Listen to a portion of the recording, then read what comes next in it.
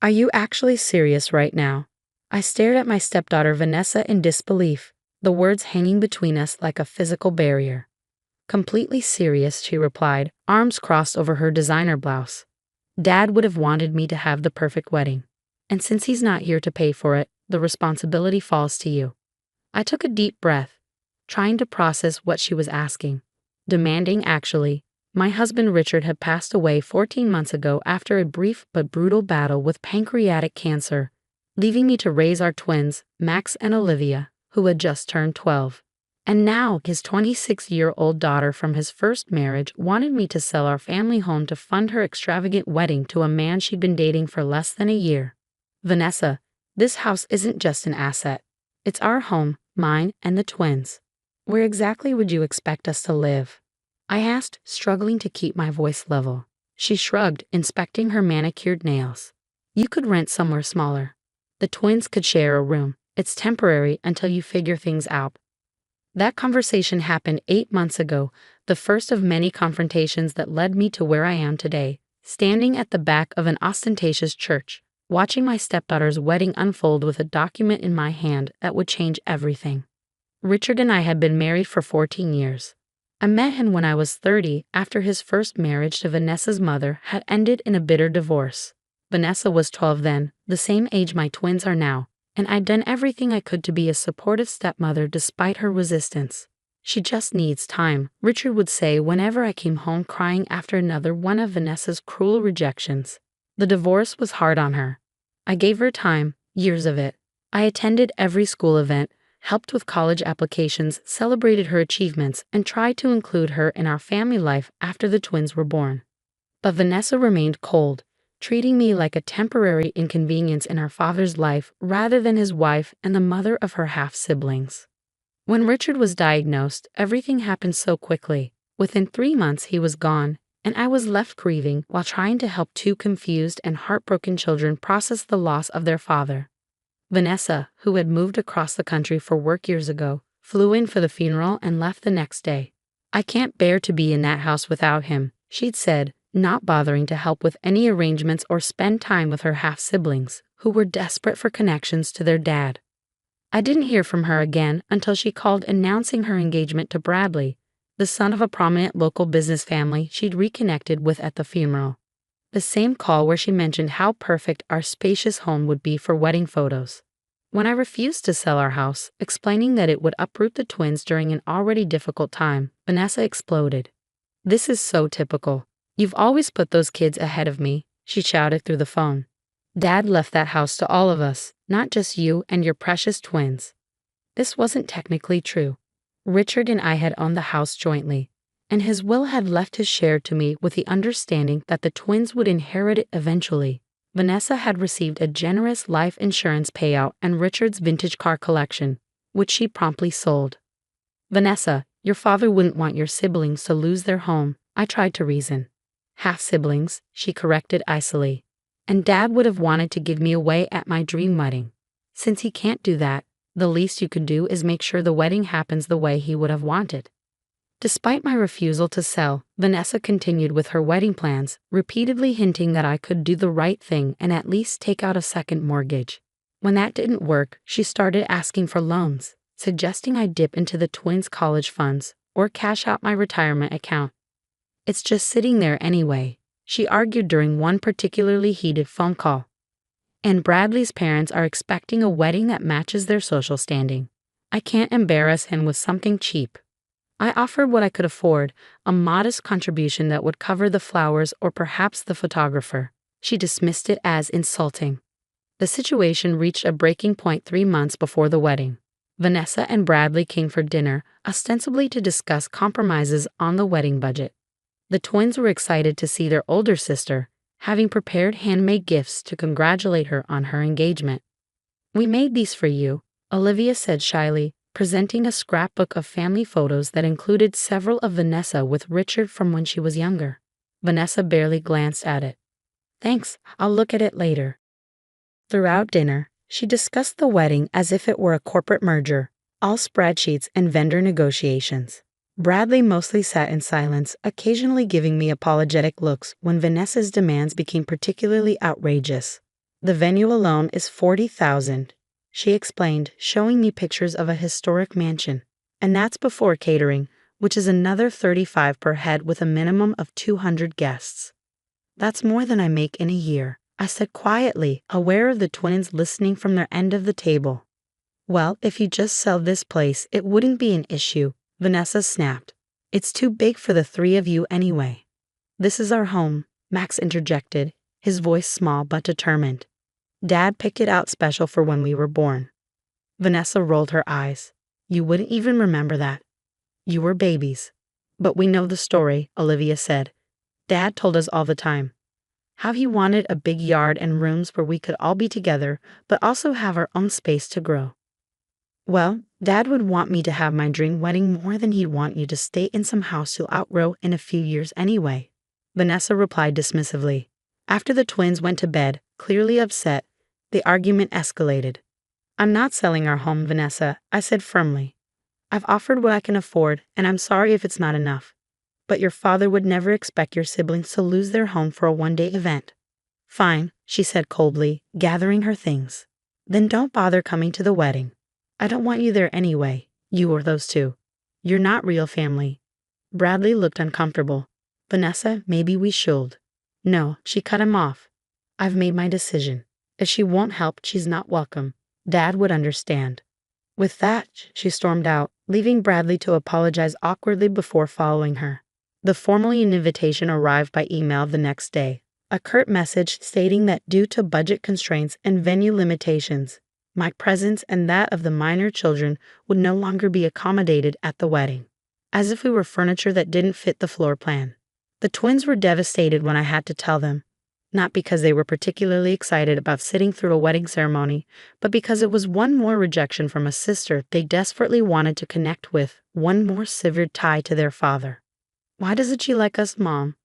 Olivia asked, tears streaming down her face. I had no good answer. How do you explain adult pettiness and long-held grudges to children who just want to be loved? What happened next wasn't planned, at least not initially. 2 weeks after our invitation, I received a call from my neighbor Eleanor, a retired attorney who had been a close friend of Richard's and had helped us with various legal matters over the years. Jennifer, I just ran into Bradley's mother at the garden club, she said without preamble. She was going on about how generous you are for selling your home to give Vanessa her dream wedding. Said it was the most selfless gesture she ever heard of from a stepmother. My blood ran cold. I'm not selling our house, Eleanor, Vanessa asked, demanded. Actually, but I refused. There was a long pause. Well, that's not what she's telling Bradley's family. She told them you're closing on the sale next week, and the proceeds are her wedding gift. Bradley's mother is singing your praises all over town. After I hung up, I sat in stunned silence, trying to make sense of Vanessa's lie. Was she hoping to pressure me by creating this false narrative? Or was there something more sinister at work? On a hunch, I called our family attorney, who confirmed my fears. Vanessa had been making inquiries about the house's title and Richard's will, specifically looking for loopholes that might give her a claim to force a sale. She doesn't have legal standing, he assured me. The house is yours, but the fact that she's looking into this is concerning.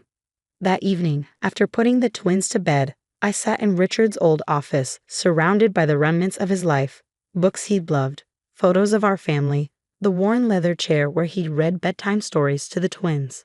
And I made a decision. The next day, I contacted Eleanor and asked for her legal expertise on a rather unusual plan. Over the following weeks, as Vanessa's wedding approached, I executed my strategy quietly and methodically. I received no further communication from her, except a formal wedding invitation sent to Mrs. Jennifer Carson and family 3 weeks before the event. Clearly a gesture meant for Bradley's family to see rather than a genuine inclusion. I RSVP'd for myself only, sending a polite note that the children have prior commitments rather than mentioning they'd been explicitly uninvited previously. The day of the wedding arrived, bright and clear. I dressed carefully in a modest navy dress, arranged for my parents to watch the twins, and drove to the historic mansion Vanessa had chosen for her ceremony. The venue was exactly as extravagant as she described. Floral arrangements larger than my dining table adorned every surface. Crystal chandeliers glittered overhead, and a string quartet played softly as guests in designer attire mingled in the garden. I took a seat near the back of the ceremony area, the envelope in my handbag feeling impossibly heavy. Several of Richard's relatives nodded in my direction, their expressions a mix of surprise and sympathy. They'd all received the same story about my generous gift of selling my home. The ceremony proceeded with all the pomp Vanessa had dreamed of: 6 bridesmaids in champagne silk, a custom-designed gown with a cathedral train, and vows clearly written to impress rather than express genuine emotion. As the officiant asked if anyone had reason to object to the union, I remained silent. This wasn't about stopping the wedding. It was about truth. The reception that followed was held in the mansion's grand ballroom. I waited until dinner was served and the father of the bride's speech would traditionally have occurred. In Richard's absence, Bradley's father stood to offer words of welcome to Vanessa. "We're so happy to welcome Vanessa into our family," he said, champagne glass raised, "and we're moved by the incredible sacrifice her stepmother Jennifer has made to ensure today was everything Vanessa dreamed of. Selling your family home to give your stepdaughter her perfect day.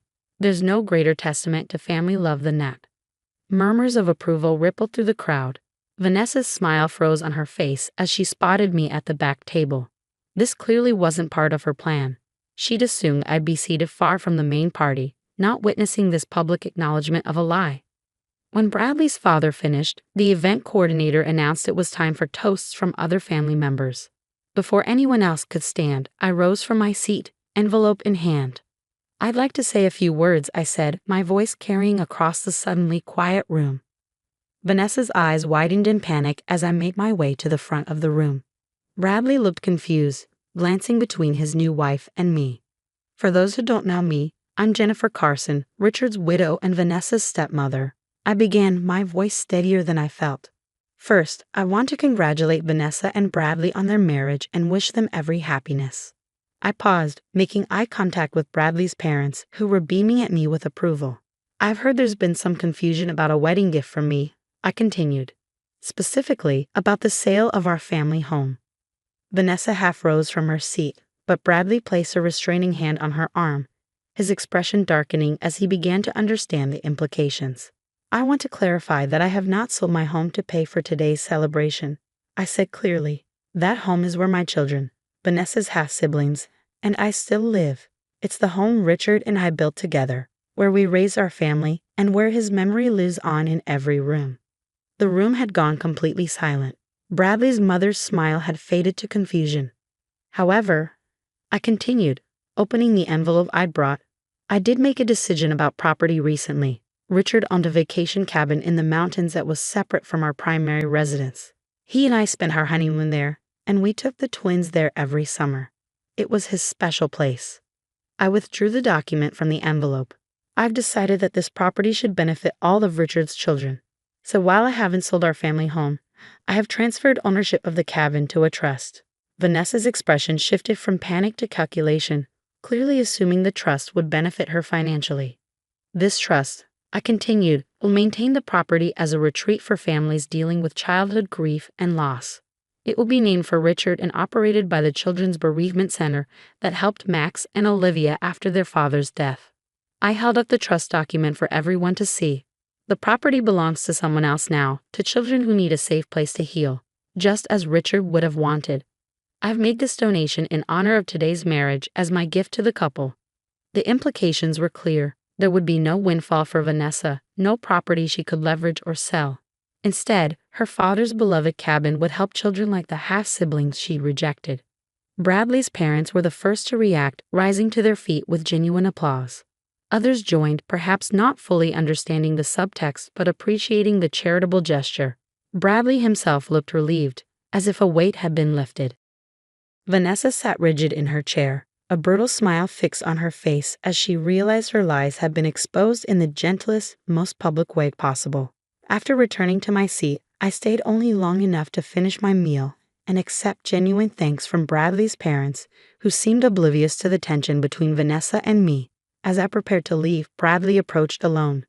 "Thank you," he said quietly. "For what?" I asked, surprised.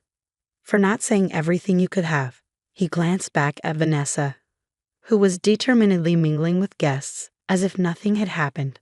I didn't know about the lies regarding your house. I would never have gone along with that. I study his face, seeing genuine regret there. I hope you'll be happy, Bradley, and I hope Vanessa finds peace with whatever she's been carrying all these years. The twins, he said hesitantly. I'd like to meet them properly sometime. They're my family now, too. It was an olive branch I hadn't expected. They'd like that. 3 months have passed since the wedding. Vanessa and Bradley returned from their honeymoon to find their social circle well aware that there had been no sacrifice of a family home, though most were tactful enough not to mention it directly. Bradley has kept his word about wanting to know his new siblings, coming for dinner twice and even taking Max to a baseball game. Vanessa hasn't joined him, but she did send birthday cards to the twins last month, the first acknowledgement of their special day in years. The cabin has been renovated to accommodate small groups of children and their families, with the first grief retreat scheduled for next month. The twins have helped with the preparations, picking out games and books they think other kids might find comforting. Do you think Dad would be happy about what we did with the cabin? Olivia asked me recently as we sorted through old photos for the retreat center's walls. I showed her a picture of Richard at the cabin, arms spread wide as if embracing the mountains behind him, his face alight with joy. I think he would love knowing his special place is helping children heal, I told her honestly. Your dad believed homes weren't just buildings. They were places where people could feel safe, loved, and remembered. Even Vanessa? Max asked, surprising me with his insight. Even Vanessa, I agreed. Maybe especially Vanessa. Last week, an envelope arrived in the mail. A check from Vanessa with a brief note, for the cabin trust. Not all dreams need to cost a fortune. It wasn't an apology, not exactly. But as I deposited the check into the trust account, I recognized it for what it was, a small step across the chasm that had separated our family for so long. Richard would have understood.